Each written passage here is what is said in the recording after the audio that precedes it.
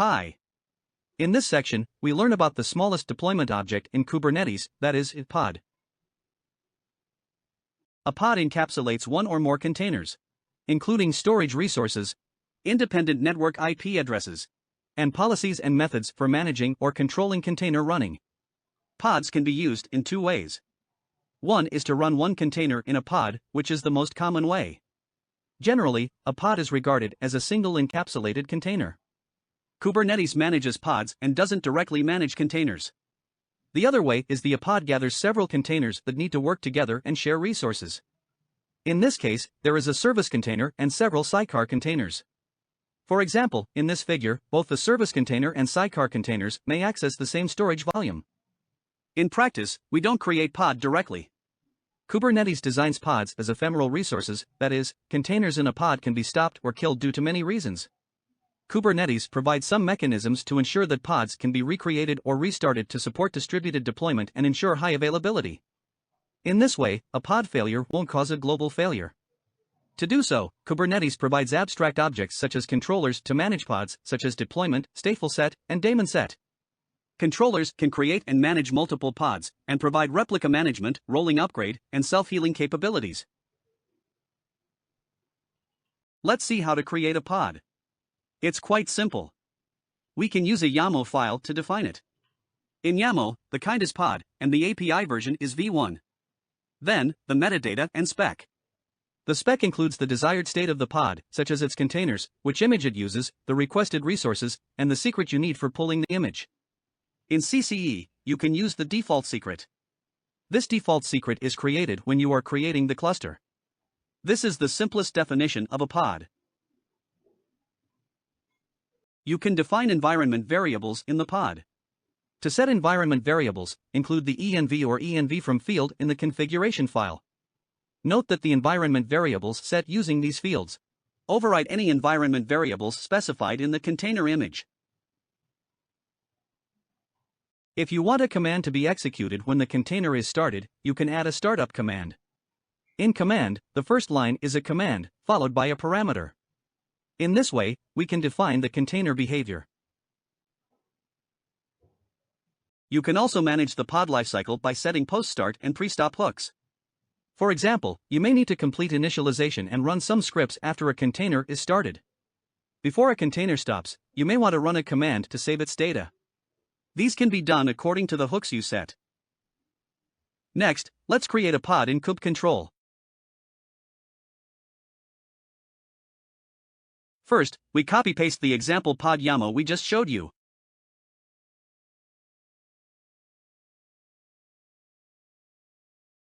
Save the configuration. Then, we run the kubectl command to create the pod.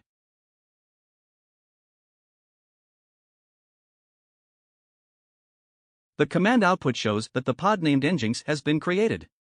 We can run the kubectl get pod command to check the pod status.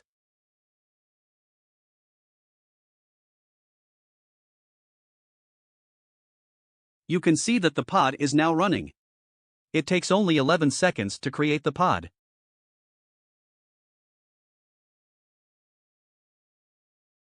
It's easy to delete the pod. Just run the delete command.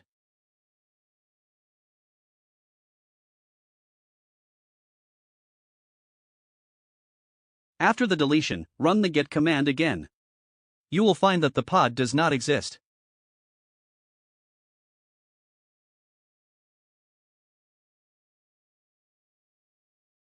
We just mentioned that we can define some environment variables.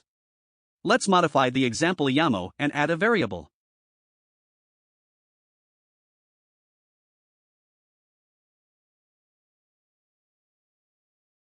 Environment variables are in key value pairs.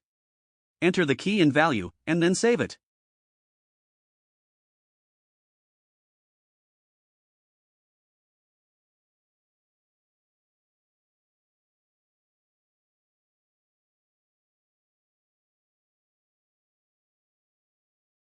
After this setting, let's run the create command to create a pod again.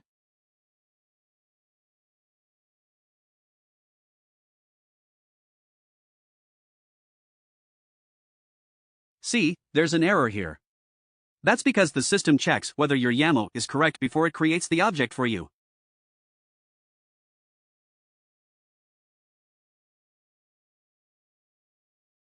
This error message indicates that I wrote the environment variable as a string, but it should be an array. Let's fix it.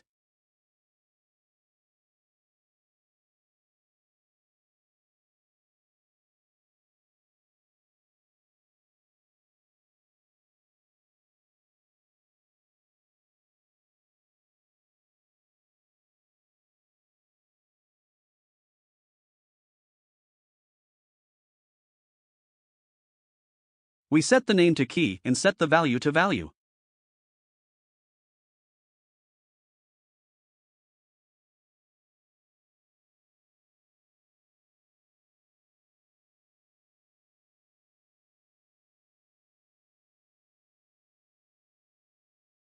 If you want to add another environment variable, we add it in the next line. Just like this.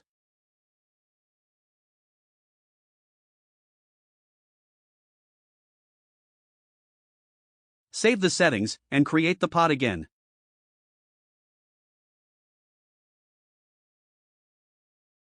Now, the creation is successful. Let's check the status. The pod is running. How do we check whether the environment variable is successfully created? We can access the container and view its details. Run the kubectl execute command and add the pod name nginx.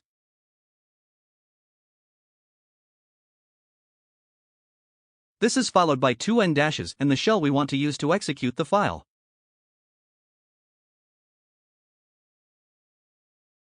In our example, we enter the shell. Some images don't use shell. They use bash. In that case, you can change the shell to bash.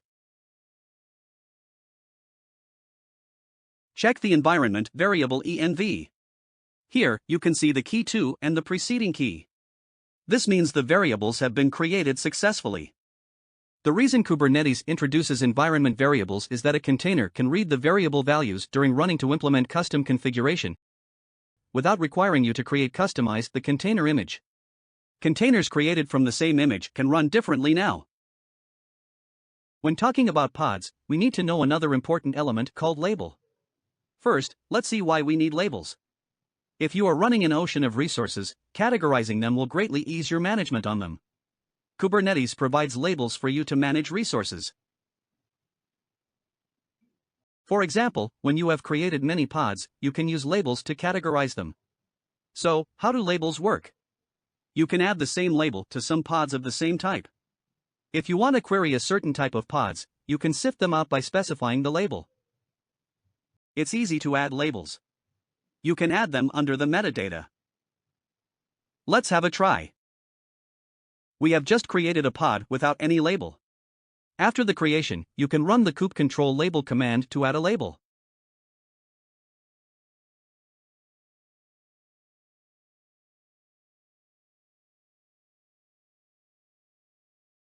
Add the pod name in the command, and then a label, for example, app nginx.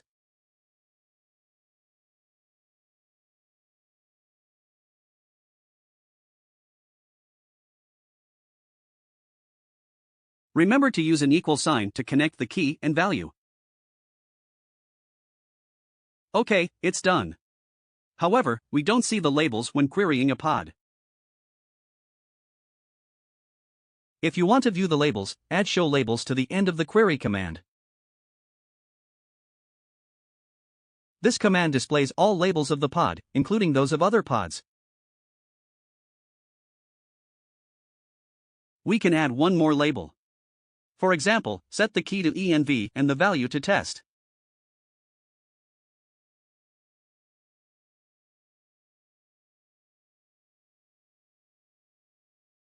Run the query command to show the labels.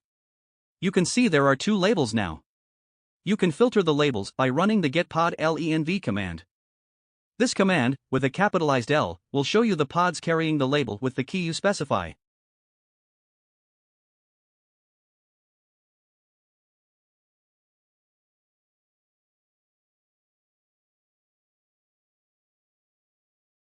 You can try the app label too. Only the pods carrying this label are returned.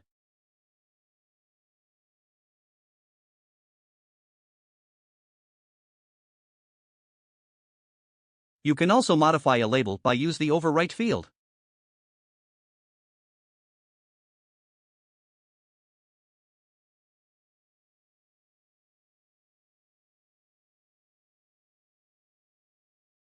For example, if you want to change the value of the env label from test to prod, you can modify the label in the command and add overwrite to the end of the command.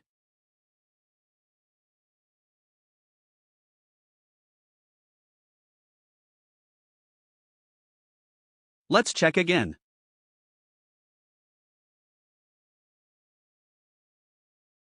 The label value has changed to prod.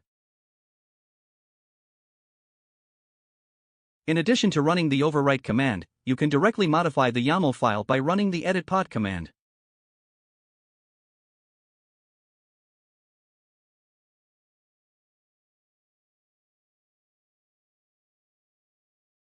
After the pod is created, there are two labels.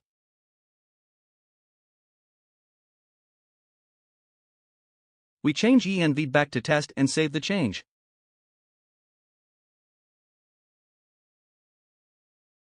Query the pod again. The label value has changed to test. These are the processes you create and modify a label. Labels are used in many scenarios. We will talk about them in the following sections. Many Kubernetes objects are labeled, such as deployments and services. In this way, they can be selected by other objects through the label selector. After introducing labels, let's look at namespaces. A namespace is actually a resource group, but why do we need a namespace? Although labels can categorize your resources, labels can be as many as your resources.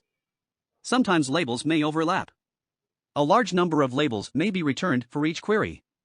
Kubernetes provides namespaces to organize and divide resources.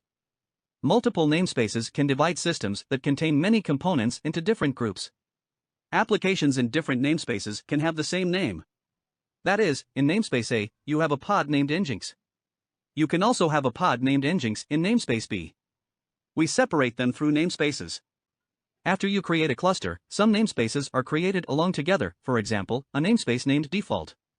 Note that by using namespaces, you put objects into just logical groups. Namespaces cannot isolate resources for the running objects. In two different namespaces, if the underlying networks are not isolated, pods in these namespaces can communicate with each other. If you know the pod IP address of each other, you can use the IP addresses to allow their mutual access. You can run the get_ns command to query namespaces. NS indicates namespace. You can also create some namespaces by yourself. That's simple. Just define the kind and name in a YAML file and run the create namespace command to create a namespace. After you create a cluster, several namespaces are created along together. You can run the ns command to query them.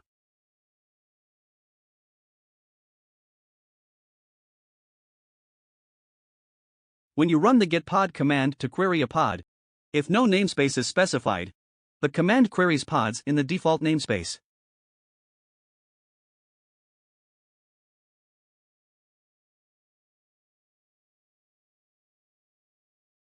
You can add an N to the command to specify a namespace.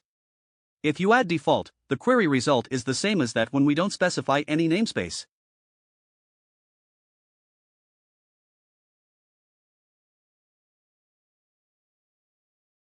You can also query other namespaces, such as Kubesystem. The pods in this namespace are totally different.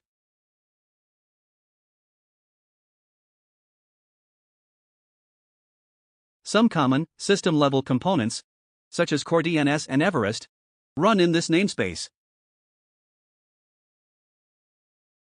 That's all for this section about pods, labels, and namespaces. Thanks for watching.